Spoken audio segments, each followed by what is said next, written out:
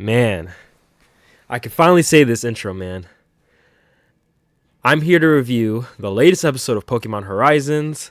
This episode is titled Episode 21, The Lonely Hatenna, and the summary for this episode is: the information they receive from Kapu leads Liko and Roy and the others to the Galar Mine in search of the Black Rayquaza. On their journey, they find an unconscious Hatenna, which Molly diagnosed as suffering emotionally. In other words, having been injured from constantly picking up emotions from nearby creatures, unwilling to just leave it be, Liko decides to look after it on her own. But ... Okay, so the last episode, I forgot to say this in my review. Kapu actually tells them that the Rayquaza went to the Galar Mine. It's probably somewhere around there, so that's why they're going there. Little thing I forgot to mention. But this episode, I think, is a really good episode. Definitely is a great follow-up to last week's episode. You know, the big thing with that episode, in terms of Liko, right? The big thing with that episode is Liko's kind of a pushover. She puts everybody's feelings before hers. And this episode kind of, runs with that. It's kind of about that. It's really about like how Liko just does not know what to do. She doesn't know what to do, right? We've seen this a few times in Pokemon. May didn't know what to do at first. Serena didn't know what to do at first. So Chloe too. Chloe, I think, was really bad though. But she doesn't know what she wants to do. She's so confused. She just doesn't know what kind of trainer she wants to be. Roy, beginning of the episode, she doesn't even know what path to take. Roy asks her, "Yo, which path do you think we should take?" She can't even decide. So she has no idea what to do, right? So on their way to the Galar Mine, of course, they encounter this Hatenna. Liko notices something is wrong, and she immediately takes the Pokemon to Molly to figure out, what's going on, right? Like the summary says, Molly just says, "Oh, she's suffering. There's nothing wrong with her, health-wise. Health-wise, she's fine." But the problem here is that she's suffering emotionally, right? Just like the summary says. So Liko tries to figure out, what's going on. She even brings Hatenna to Dot to figure out what's going on. Dot's like, "Oh, I think the way she's feeling is like the way I feel when I see me in comments."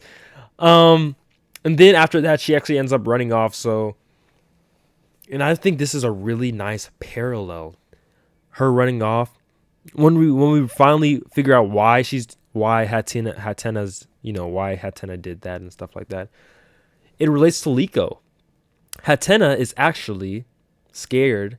She's anxious. She's feeling anxious because she's on a crew with so much lively people. Her whole life she just sat there mostly alone, right? So of course she's gonna feel a little anxious to be on a crew with a bunch of people now, and that's the same way Liko felt when she joined the crew not too long ago. So I think that's a really cool parallel.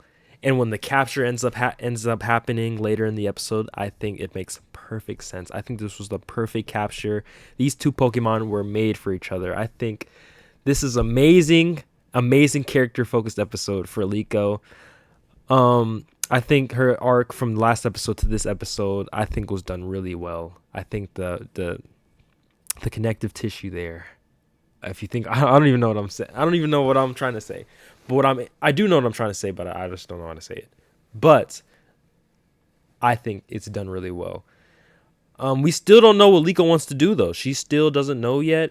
But I felt like this is a huge first step to finally getting there. And like I said, I just think the capture here was perfect. I really love the moment where Liko is behind the wall.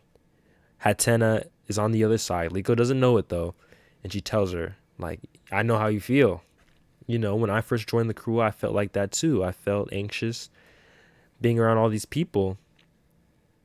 But, and I love that whole moment. I love that moment." And Hatenna just comes and jumps. No, she finds Hatenna after that. And I think that was a really amazing moment. I think character-wise, I think this episode is great, man. I think it was great. It was great. I wish we no, scratch that.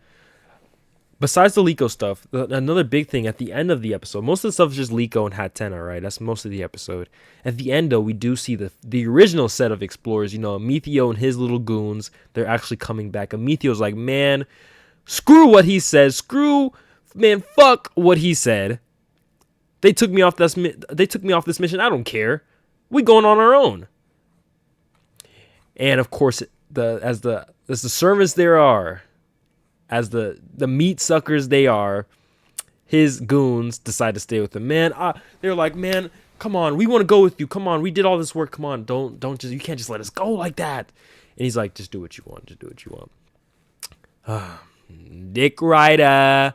But it's great to see Amethio again, man. I was wondering when he was gonna come back though. That's so basically next episode. I've seen a few little spoilers for the next episode. And it looks like it's going to be another clash, man. Amethio, Freed. It's going to be great to see. It's great to see Amethio again. Like it's been a while. He just went MIA for a little while. But like I said, this is a really good episode. Really great capture. This is LIKO's first Pokemon besides Brigatito. And I think this was a perfect capture. The perfect Pokemon. And they set it up beautifully. I think it was great. I do not like how this episode looks, though. I ain't gonna lie. It looks kind of wonky. It looks kind of chunky, wonky. Not too good. Also, one thing I want to mention, also, LIKO's friend, Anne. It's been a while since Anne appeared. When was the last time we've seen her? It's been a while, and she's in the beginning of the episode. Even Anne, she's caught a few Pokemon already, Even she has things more together than LIKO does. So... yeah, I do hope LIKO finds a path soon, though, man. I'm really curious to see where she goes.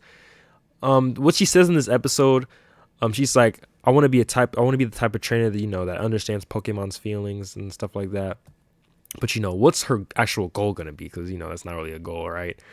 So I wonder what her actual goal is going to be. And we're getting closer to that, I feel. And I think this was, like I said earlier, I think this episode is a really good, really big step to that, a really good step. And I can't wait to figure out what she does. But next episode, we're in the Galar mines, man. Maybe we'll see Rayquaza, maybe not, but guaranteed we'll see Amethio. We'll see the Rising Voltaclers once again battle the Explorers. But that's it for me. That's it for this review, and I'll see you on the next one. Bye. One more thing I want to mention though before I go. The Pokemon DLC, Pokemon Scarlet and Violet DLC, the Teal Mask comes out today. I did not realize that was coming out so fast. But it is out today. It's coming out today, and I will be playing that on my Twitch account. Twitch.tv/whoisretro. I think it's Who's Retro with a 0. It's Who's Retro with a 0 right at the end. Instead of a O, it's a 0. Who's Retro, WHOISRT, RETR0. So WHOISRETR0.